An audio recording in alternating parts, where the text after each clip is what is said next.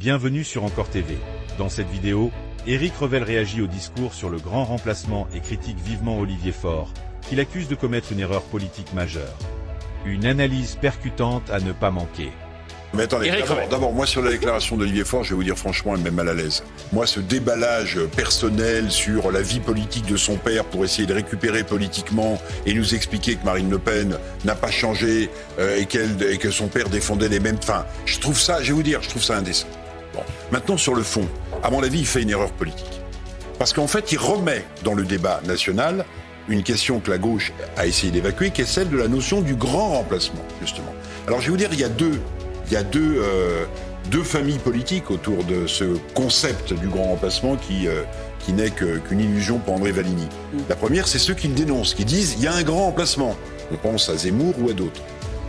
Et puis il y a ceux qui s'en servent politiquement. Pourquoi il n'en a pas parlé, Olivier Faure? J'aurais aimé qu'ils nous disent, mais en fait, quand Jean-Luc Mélenchon parle de la créolisation de la société française... Il avait dit souhaiter le grand remplacement. Oui.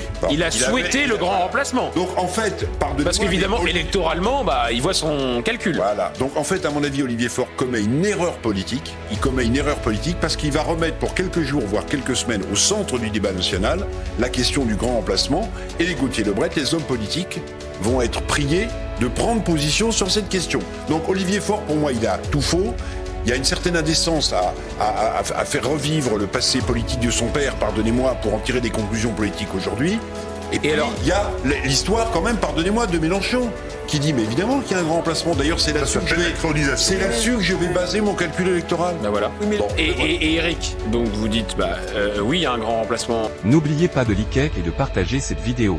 Un geste simple, mais essentiel, pour permettre à d'autres de s'informer, de mieux comprendre et de rester connectés à l'actualité.